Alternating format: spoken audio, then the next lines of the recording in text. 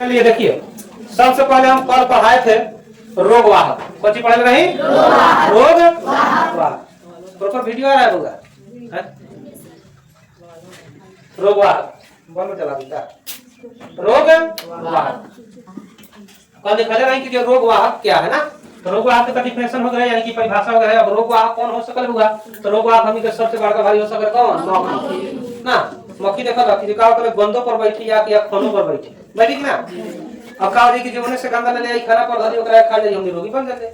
ऐसा होगा कि ना करे? तो यही से कहा जाए कि जौन भी सामान का ओकरा के ढक के रखे के चाहिए, ढक के रखे के चाहिए कि ना। तो औरत लोग का कहे कि ऐसा ही भात ऐसा ही छोड़ दी, तरकारी ऐसा ही छोड़ दी, खाए वाला जौन सामान ऐसा ही छोड़ दी, तो वो मक्खी आई ऊपर बैठी दुकान ऊपर कर कर। तो ऐसे सबके ढक के रखे के चाहिए क्या? अब यहाँ कहता मक्खी कूड़े एवं जंतु अपशिष्ट पर बैठते हैं, जहां मन करे जहां बैठ जाए। रोगाणु उसके शरीर से चिपक जाते हैं। किसे चिपक जाते हैं? शरीर से। केकरा? मक्खी के।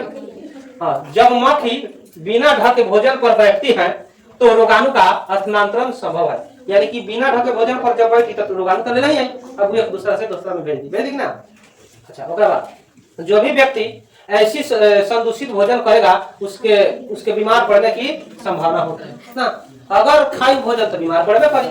अतः यह सलाह दी जाती है कि भोजन को सादा ही ढक कर रखा जाए। बात सही होगी ना?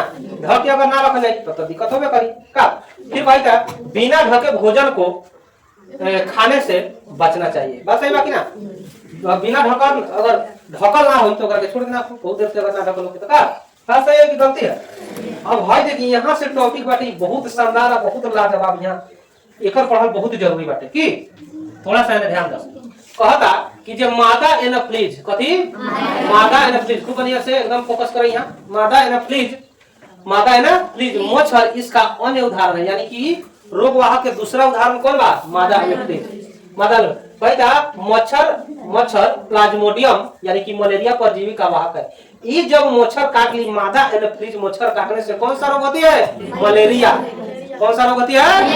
मलेरिया। अगर ये मच्छर काट लेवे, मादा एनाफ्लीज अगर मच्छर काट लेवे तो कौन रोग हो जाए? मलेरिया। आई मच्छर के तरह के जल में रहले, जहां गंदा जल हो गए, जैसे पोखरा हो गए, कल हो गए, कल गंदा ना रहले। जवन भी अगर गंदा स्थान हो गए वही लोग का होकर कि जे मादा एनाफ्लीज मच्छर होकर आई जब काटी तो ऑटोमेटिक आदमी बीमार पड़ाई के ना पड़े के सवाल है। ठीक बा? तो पूछा नहीं है क्वेश्चन कि जे मलेरिया रोग किसके कारण होता है? तो मादा एनाफ्लीज मच्छर के काटने के कारण होता है। किसके काटने को होता है? मादा एनाफ्लीज मच्छर के काटने से होता है। और मलेरिया वाला मच्छर किस तरह के जल में पाया जाता है? गंदा जल में पाया जाता है। ये दोनों टॉपिक क्लियर है। ओकरा बाद में अब कहता मादा एडिस मच्छर। कौन मच्छर? मादा एडिस मच्छर डेंगू का नियंत्रण किस प्रकार कर सकते हैं? दूसरा पढ़ा मादा एडिस मच्छर डेंगू के वायरस का वाहक होता है।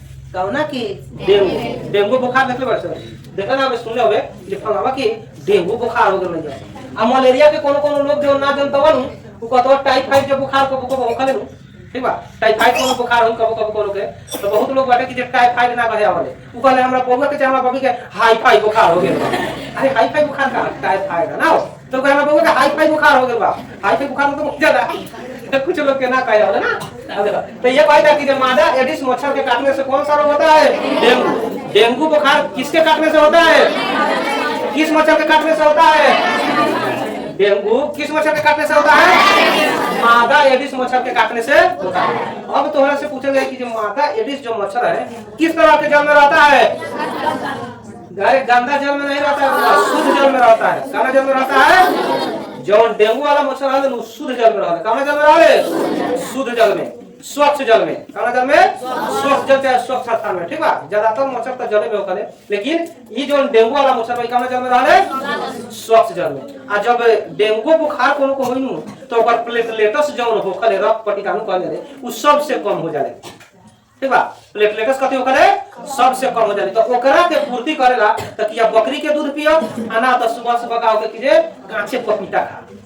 सबसे ज्यादा रिकवर कथि करले? बकरी के दूध सबसे ज्यादा फायदामंद होकर ये प्लेटलेट्स काउंट के बहुत ज्यादा बढ़ा देले के बारे में। ठीक बा? चाहे कांचा पपीता। तो अगर डेंगू अगर बुखार कौन हो जाए तो डॉक्टर ज्यादातर सलाह देले कि जो बकरी के दूध पीजिए और नहीं तो पपीता खाइए, कांचा पपीता खाइए ना। तो इतना चीज समझ में आ गई क्योंकि दिक्कत डेंगू के कारण होकले मादा एडिस के कारण होकले डेंगू मच्छर कहां जल में रहले?